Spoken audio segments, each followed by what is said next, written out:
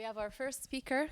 Adham is an architect, educator, and researcher based in Vienna and Palestine, whose narrational work explores residual matters to craft new spatial possibilities, challenging conventional ideas of space through various artistic mediums. His works, featured in major international biennales like Venice and Chicago, utilize defamiliarization and shifting perspectives to redefine redundancy and emphasize spatial identity and emotional response. Thank you, Adham. And go ahead, let's go. Thank you. Thank you for the kind introduction. So my work, I need to actually share screen. Just a second. Yeah, you should be able to share it. Yeah, absolutely. I need to share screen. Right. You can see my screen, right? Um, yeah, now we see it. It's Netanyahu. Great. Yes. Okay, ماشي. Yeah, unfortunately. Okay. So we start my paper is called Agential Cartographies, where I analyze spatial instruments and try to uh, create a new regime for counter cartography. The politics of spatial instruments in the Palestinian occupied territories range from micro scale checkpoints to barricades and to macro scale master plans and zoning laws. These tools serve dual function, spatial planning and dual function as spatial planning and fragmentation. They're not neutral, but dictate the terms of spatial existence, movement, and development. And according to Harley and Wood, cartography as a key instrument is similarly not neutral. Its legib,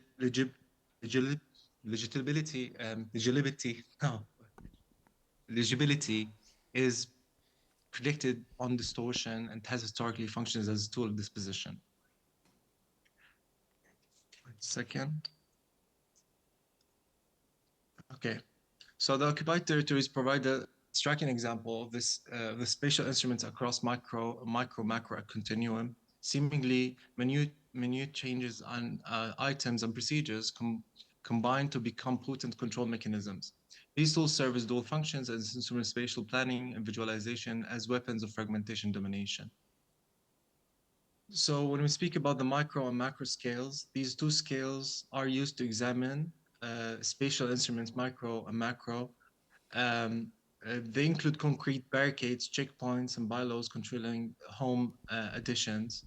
Macro scales instruments include national zoning laws, cross-border infrastructure networks, and regional master plans. And according to Bedouin, these scales are intricately linked, not distinct. Macro plans determine conditions on the ground, while the micro instruments often act as a foundation for the macro territorial strategies. So there have been documented and intentional use of this spatial knowledge, as documented in Walking Through Walls article by Weissman. Uh, the intentional use of geographical knowledge is a key spatial asset actively cultivated.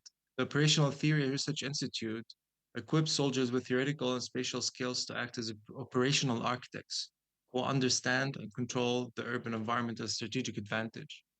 Spatial instruments are not neutral tools, they are infused with intent and ideology, as demonstrated by the convergence of military strategy, civil administration, and spatial theory.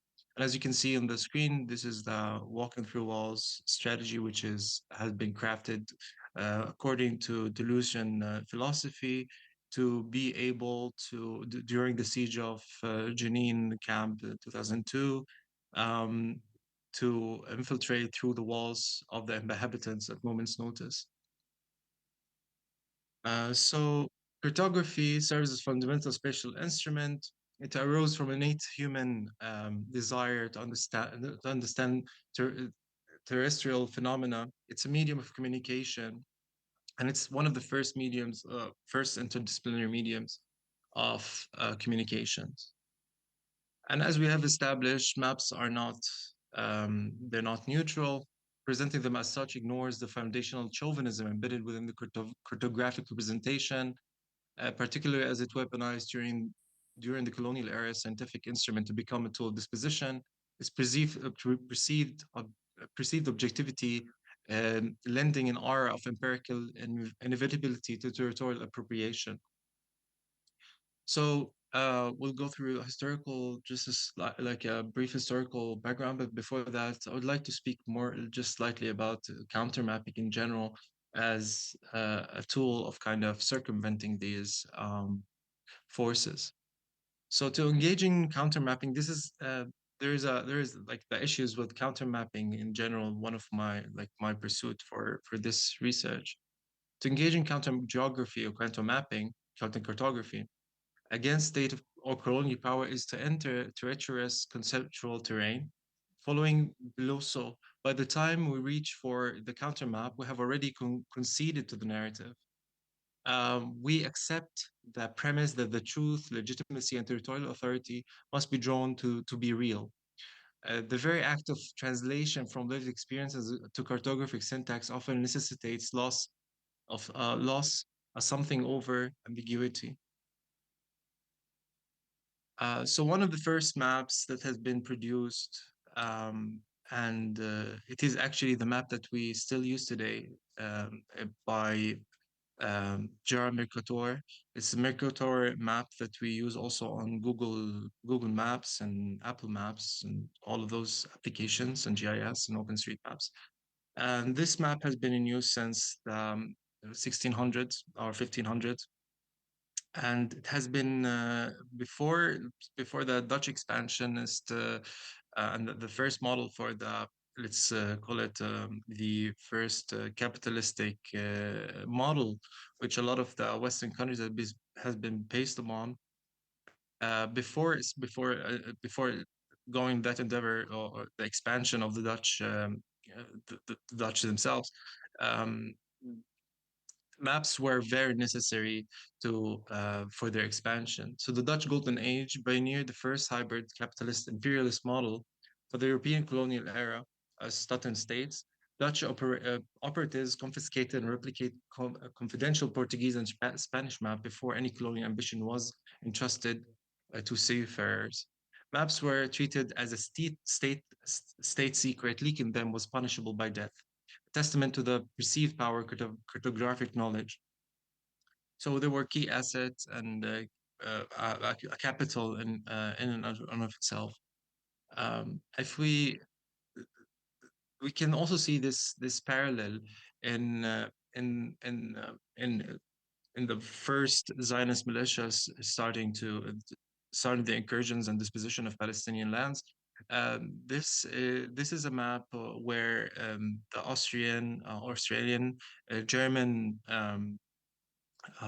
pilots were kind of innovating new techniques of mapping. And this technique was first innovated in Palestine during First World War. So what I also, of course, before that we had the Western and Eastern Survey of Palestine, but Survey of Palestine more primarily because it definitely served as a blueprint, or actually for preparation for the Nakba. So we can see the parallel between those two first, but kind of the clear distinction that the first model uh, established this geographical data through confiscation, through mapping, through journeys, through expeditions, in order for it to, of course, enrich or to extract capital. However, in the second example, we can see it as this geographical data, especially in the serve of Western Palestine. One of the primary, let's say, motives was to extract archaeology or extract, let's say, biblical claims to the land. So therefore, both of them try to extract something in order to legitimize something else. So of course, the map itself did not merely transcribe territory; it produces territory uh, as smoothing, bounded, ownable, and governable. Indigenous were systematically displaced. Patterns of seasonal uh, movement and sacred geography were rendered illegible by the administrative grid, as we, of course, ones who are familiar, for instance, with the survey first in Palestine, dismissed large swaths of of for instance, the indigenous population, only to emphasize the biblical claims. This distinction is not semantic. It is a difference between description and constitution. The oppressed inhabit a space produced through disposition, incremental erasure, and sustained acts of spatial counterclaim. And of course, we can see here for instance, we have the Oslo Accord that was signed in Cairo. We can see the Sharpie line cutting through Jerusalem and through other areas of Palestine. And then when translating them, whether it was a trope or a trap, therefore it translates on the actual map by huge areas. This line is estimated to be around from 1 to 3 kilometers wide. So therefore, the map itself is a representation, but it is an act in reality is a territory that people yeah inhibit. So therefore, coming from this kind of theoretical and sort of historical background, during my research starts from here, where I questioned the another way, let's say, of envisioning uh, counter mapping. Therefore, I was a resident at Dar Jasser in Bethlehem during August and September of last year. And during my time there, I directed 3 weeks, 3 week workshop, mapping and counter cartography, and the geolocation, where we, of course, emphasized on three different distinctive areas uh, typologically. The camp, the refugee camp, which is Aida refugee camp, which is adjacent to Dar Jasser in the center of Bethlehem, and secondly, the city of Bethlehem itself, and Al Haradan, which is a Bedouin or semi-Bedouin agriculture agrarian area in between, and that we called a limbo. Um, so the workshop, we documented all kind of um, um, spatial phenomena and moments of spatial agency within those areas, with emphasis on Aida camp due to let's say, the intensity it carries, in contrast even to Palestinian urban areas, which still have some jurisdictional or zoning laws that apply to it with varying degrees of enforcement. So the camp started as a temporary space. However, the um, as Sandy Hilal calls it, like the permanent temporariness, of course, it has evolved into distinctive urban form. Its inhabitants often perceive their presence as temporary. This is not merely inherited belief, but a formidable asset of resistance. Slogans scattered throughout the camp represent a ritual greeting, assert the right to return. This identity is actively shared and reinforced in spaces of art, music, sport, and podcasts well beyond the camp physical confines. Of course, this was part of the collective ethnography that was carried out in the camp. Um, and one of the main also findings that was, of course, obvious, but how does it, of course, translate on mapping, is the hyper identity and hyper belonging. So hyper identity emerges among camp residents, articulated in the compound phrasing. I am from a certain area. I am from Aida, but I am originally from. So Aida camp has around 9 villages or 9 towns that has been the residents or first generation, let's say, refugees were displaced from. This formulation does not diminish the camp's value as a mere waypoint. Instead, it acknowledges the camp as a tangible home for descendants of refugees. Even as ancestral villages remain a powerful and intangible point of origin, this produces a state of hyper belonging to both places simultaneously, especially in the younger generation. So, also the second thing that is that's necessary to state is the augmented reality of ancestral villages. So of course we hear this word augmented reality thrown around, and of course it relates to the digital. However, he's meant completely differently. The younger generation visualizes ancestral towns through an augmented reality, a serene depiction of villages as they existed or as they told through stories, and from before 1947, 48, frozen in time and painted on walls that confine them. These original towns have long been confiscated, transformed beyond recognition, yet the collective imagination that remained unchanged. The vision is superimposed onto existing reality, rendering the state of Israel invisible and replaced by another set of meaning. So therefore, we can also see here that although maybe it's not maybe by chance or by yearning, that in itself, the imagination becomes an act of defiance. So defiance and the limits of imagination. This is a picture of one of the let's say more known artists in the camp, and he goes around painting these murals of the different villages that the residents, I call them residents here because they are actually now residents, of course they're descendants of refugees, but they still consider themselves part of Bethlehem. However, he also like he paints these murals around the, and it's not a special phenomenon to Aida. It exists all over, in every camp in Palestine and beyond. But this state of defiance and rejection of what replaced their towns make it difficult for residents to imagine what in reality lies behind. As a common Palestinian proverb states, away from the eyes, away from the heart. An encounter with a 1948 Palestinian colleague where we were doing our ethnography fractured the camp children expectations. They found it hard to believe that she still lives still lives in within in proximity to their dispossessed villages. The imaginary does not easily accommodate the real that persists beyond the wall. So then we move to a different kind of trying to understand the agency. So these are kind of segments, but trying to understand the agency of the Israeli, let's say, citizen that lives within the. Let's call it like this is a clear ontology of the Israeli, a Jewish Israeli citizen that lives within the areas confiscated in 1948. So we're not talking about settlements here.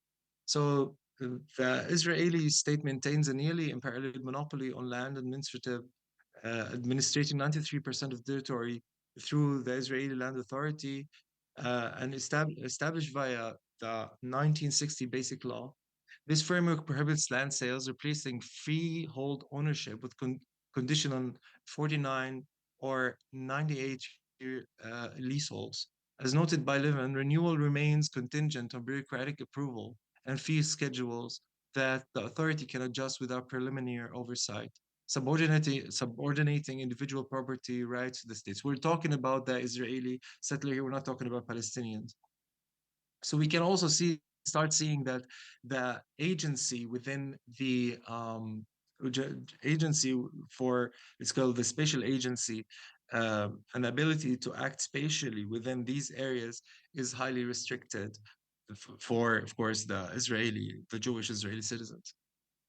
And we can see a clear example of that the planning frameworks generally follow a rigid grid that adheres to a strict zoning law.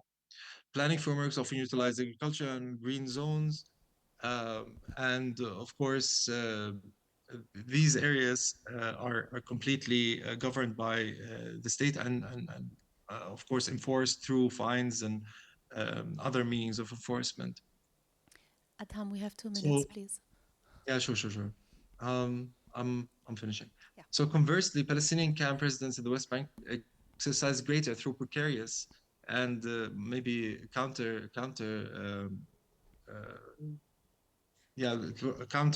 to the let's say